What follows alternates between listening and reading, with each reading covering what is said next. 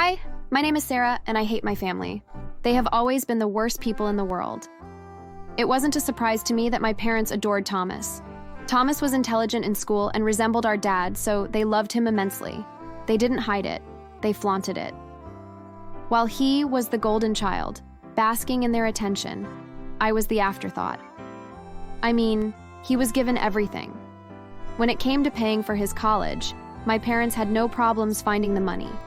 They paid his entire way, and even when he flunked out, they still helped and supported him. However, when I asked for a few dollars to help cover the cost of my trade school, suddenly there was no more money. And yet, I stayed. I mean, I didn't have much of a choice. I needed somewhere to live that was close to my campus, and the apartment above my parents' garage was perfect. My parents rented it to me. The rent was cheap, and I figured that I could live there while I went to school, and then I would move on, or so I thought at the time. The day it all started to unravel was when I overheard my mom on the phone. Of course, sweetheart. We'll send the money over this afternoon. Don't stress, darling. You'll figure it out. We love you very much, and of course we'll help you out. I leaned against the kitchen counter, sipping coffee. When she hung up, I asked casually, "Helping Thomas out again?" It's none of your business. By the way, who said you could drink our coffee? Also, your rent is due today. Since when is it due halfway through the month?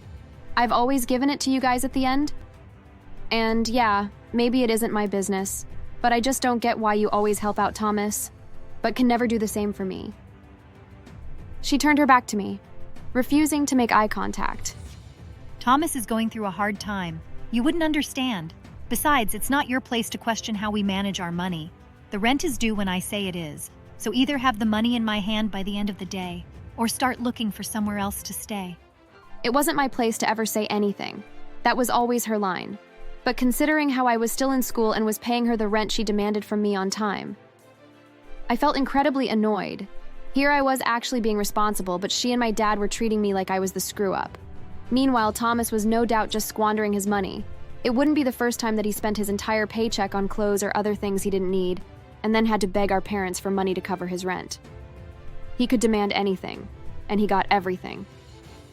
When I first moved into the garage apartment my parents rented to me, I thought it might be a good stepping stone. But stepping on the wrong floorboard was enough to send it cracking under my weight. The plumbing was a joke. The hot water barely worked, and the wiring sparked if I used more than 2 appliances at once. Dad, the insulation in the walls is basically non-existent. I'm freezing up there. Then get a space heater. A space heater? You know how bad the wiring is. It could start a fire. Dad, that place is a death trap. Could you please call an electrician? One of these days, that wiring is going to cause a fire. Don't be dramatic, Sarah. If you don't like it, you can move out. And if I do, then who is going to rent that place, huh?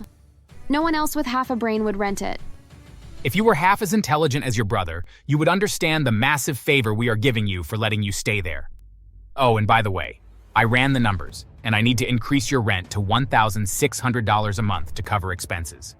Be sure to have that money in my hand in the next few days, or else you'll be living on the street. I couldn't move out.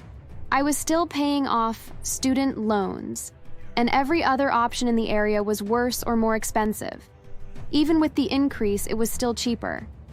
So I stayed, patching things up with duct tape and a prayer. I tried to fix things as best I could, but I wasn't a professional. It was a month later when I accidentally opened a bank statement that wasn't mine. It was addressed to my parents. The line item caught my attention immediately. Transfer to Thomas, $1,600. It seemed strange that the very same amount of money that I gave them for rent suddenly went to my brother on the same day. Sneakily, I logged onto their bank account. I knew their passwords and such because my father was notoriously always using 1234 as his go-to password for everything. I was all there in black and white. Every time I made a payment towards my rent to them, they would then send the exact same amount to Thomas. It felt too obvious to be a coincidence. My chest tightened. I confronted them the same evening. "You're giving my rent money to Thomas, aren't you?" Thomas needs it more than you do. He's struggling. Plus, he will pay us back. He has a lot of potential. I'm struggling. You've been gouging me for rent so that he can live comfortably while I'm stuck in a fire hazard? Thomas has real potential. He just needs support. And as his sister, I'm shocked that you don't offer to help him right now. And I don't? Mom, Dad, I'm in school right now, and once I graduate, I'll make a comfortable living. Why can't you see it for what it is? Thomas is the screw-up. How dare you? He's your brother. How can you be so callous? Oh, I don't know why. Maybe because you two have always treated him like the favorite. But stop trying to dodge the question. Are you giving my rent money to him? Not that it's any business of yours, but yeah, we are. Also, I need to let you know that I was wrong about the rent being $1,600. You need to pay us $2,000. So whenever you have the money, let us know. Are you kidding me? You can't raise it that much like that. And there is no way I'm giving you more money for that place. It's practically falling apart. Forget it. I'm moving out.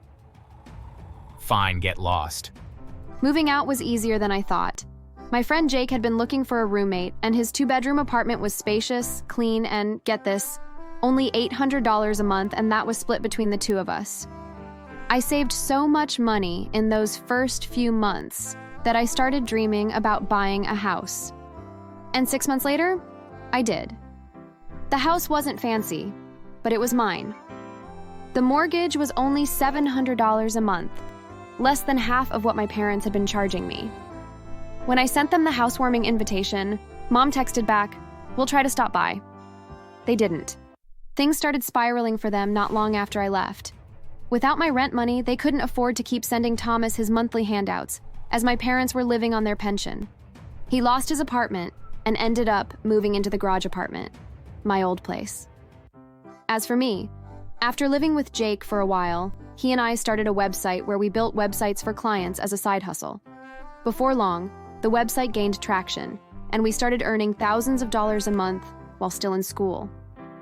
Thanks to this success, I was able to move out, get a nice 2-bedroom apartment, and even buy a fancy car.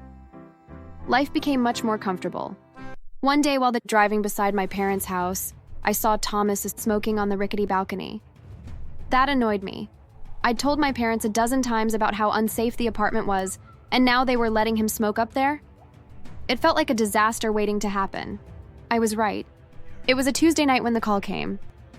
Glenn, there's been an accident. What kind of accident? It was Thomas. He fell asleep with a lit cigarette, and well, the apartment caught fire. Are you serious? If you'd fixed the place up like I told you, it probably wouldn't have happened. We didn't have the money. Maybe if you hadn't been bankrolling Thomas, you would've. It was so infuriating, but it really didn't surprise me. However, that was only the tip of the iceberg. Apparently, the fire was so bad that it spread to the rest of the house, and not only did the garage and the apartment burn down, but the whole house did as well. Not only was Thomas homeless, but so were my parents. Suddenly, they were asking if they could come and stay with me. It was such a slap in the face, but it was also a golden opportunity to turn the tables on them. I'll let you stay with me under one condition. You sign a 5-year lease. You'll pay me $3,500 a month, and if you miss a single payment, I'll sue for the entire remaining balance of the contract so that no matter what, I'll get my money. That's ridiculous. No more ridiculous than what you did to me. Dad tried to negotiate, but I held firm. They refused to my conditions and ended up moving into a rundown motel. Thomas complained constantly about the cockroaches and bed bugs. He constantly messaged me, begging to let just him move in. To take pity on my only brother, but there was no chance of that happening. I should have known Thomas wouldn't let it go. He'd always been vindictive. One night, my security system alerted me to motion outside. The cameras showed Thomas creeping toward my garage with a gas can and matches. I called the fire department and police immediately. By the time he set the fire, the authorities were already en route. The damage was minimal, thanks to their quick response. But Thomas wasn't so lucky. When the cops arrived, he tried to run. They tased him, and he went down hard. I suppose I could have tried to intervene and get them to go easy on him, but I would be lying if I said that seeing the police handle him roughly and throw him into the back of their squad car didn't bring a smile to my face. Thomas ended up getting 5 years in prison for arson and attempted property damage. My parents were of course upset, but I had already decided that I was going to be cutting them out of my life. I was done playing second fiddle to Thomas for them, and I wanted nothing to do with them anymore. At Thomas's trial, though, when I heard the sentence, I couldn't help but laugh. It was just so hilarious. My friend Jake was there and he asked me what was so funny, to which I told him. Thomas always wanted to live rent-free. Looks like he got his wish. In prison, he won't have to pay rent. And the best part? He's not my problem anymore.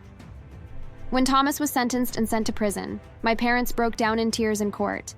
I looked at them and just smiled. I later heard that, since money was tight, they ended up working at a fast food restaurant as servers to survive. As for me, though, things took a different turn. Jake later proposed that my life story was interesting enough to write a book about, which I eventually did. It became a bestseller titled, "My Parents Kicked Me Out for Not Paying Rent." Many people loved it and it gained a lot of attention. I even managed to send some copies to my parents. When they read it, they became furious. Apparently, everyone despised them after learning the truth, and they ended up getting fired from their jobs when their boss learnt of it too. They started calling and threatening me, but I blocked them before they could say much. Thanks for watching.